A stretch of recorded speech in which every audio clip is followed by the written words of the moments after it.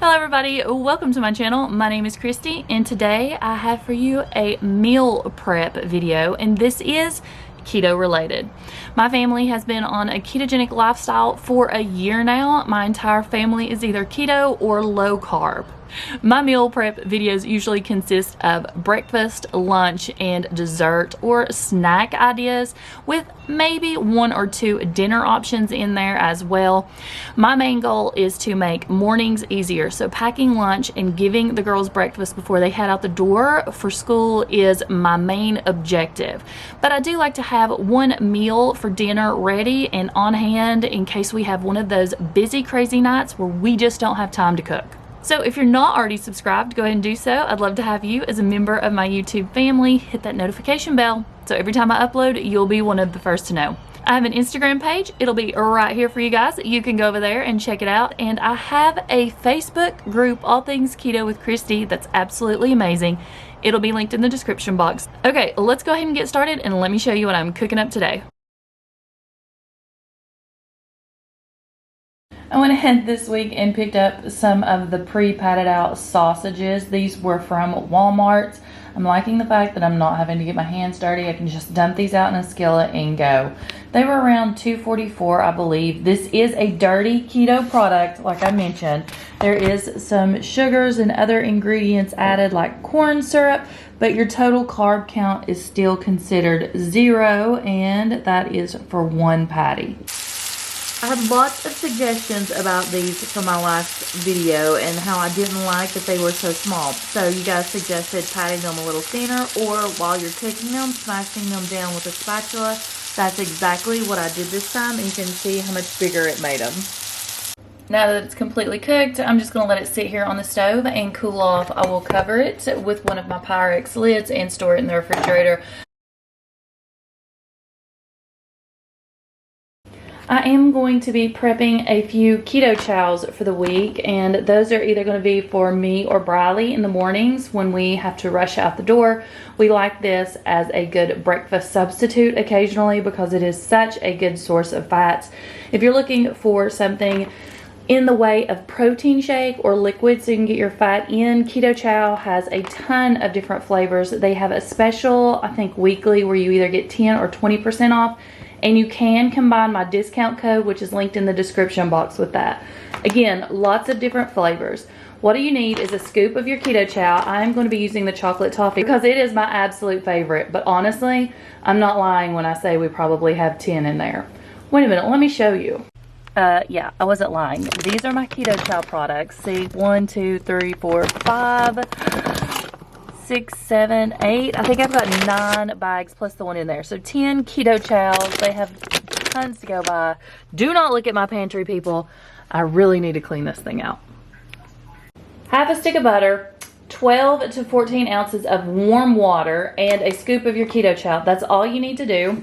And the trick to this is using warm water. I don't use hot or cold because it's just going to make the butter solidify again. So we're going to take half a stick of butter and we're going to put it over here on the stove to melt. In my warm water, I'm just going to go ahead and pour my half a stick of melted butter. Then 1 scoop of Keto Chow. This one is so good with butter. Oh, the chocolate toffee is amazing. Then I'm going to pour the rest of my water in on top of that. Now I'm just going to go ahead and blend this up. Now here's the question you all have all the time. When you put it in the fridge, does your butter get hard again? No, it doesn't. It's weird. I don't know if it's where you've mixed it all up warm and it's blended, but it does get thicker as it's in the refrigerator. But there's no clumps in it and everything is perfect. But I do like it after it's sat there for a while. Okay, I was only going to show one. I'm going to go ahead and make the other and then store them in the fridge. And when storing it in your blender bottle, make sure you leave your little blender ball in there because it just makes it easier to shake up when you're ready to drink it.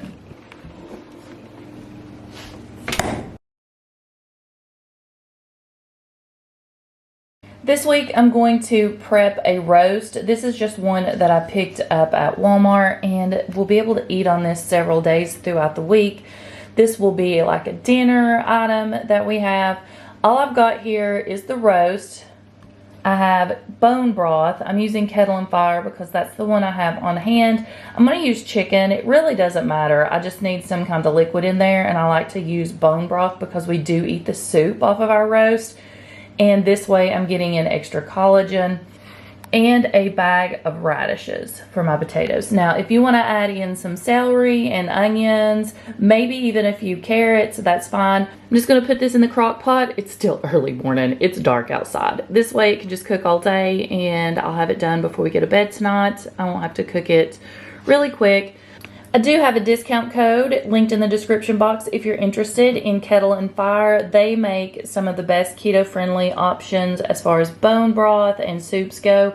So make sure you click that link and check them out. Once I have the broth in, I'm just going to go ahead and open this up, and I am going to sear my roast on all sides.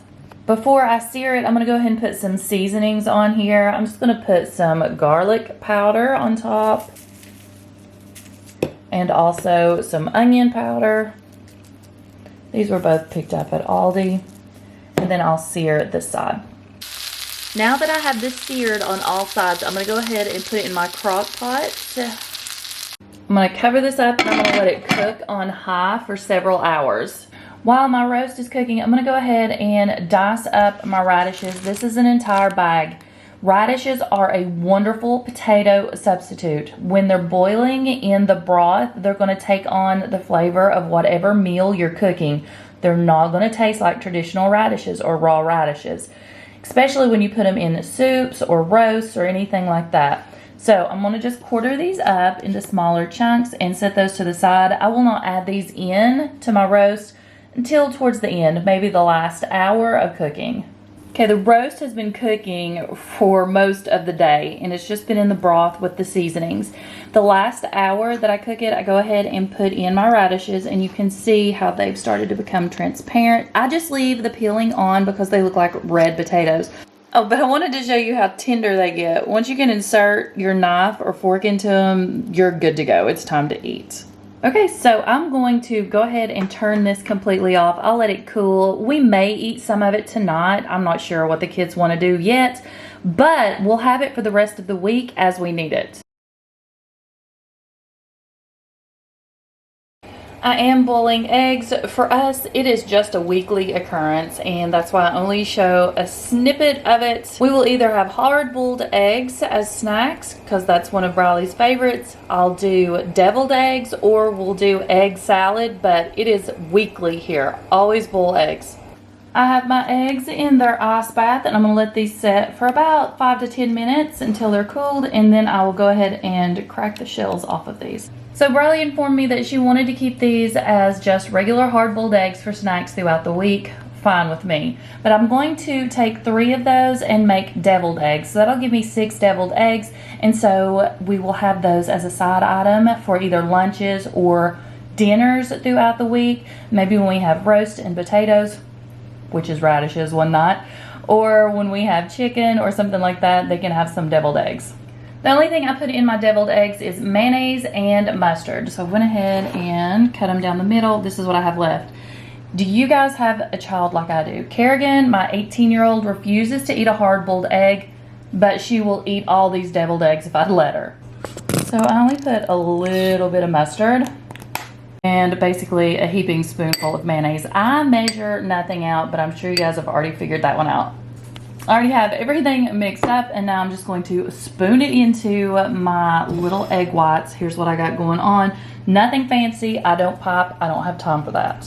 Okay, so I have 6 deviled eggs and 5 hard-boiled eggs. That should definitely get us through the week. I'm making waffles for the girls to have for breakfast this week. This is the Lakanto low carb pancake and waffle mix. So all you need is water, coconut oil, the mix, and eggs. That's it. So I've already melted my coconut oil, and then I'm just going to add my mix, eggs, and water.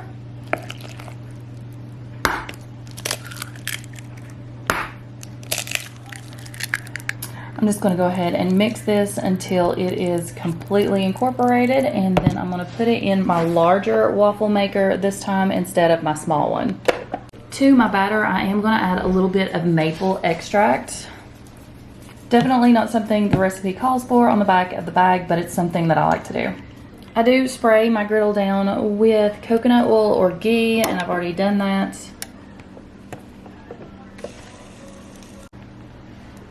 Still working on waffles.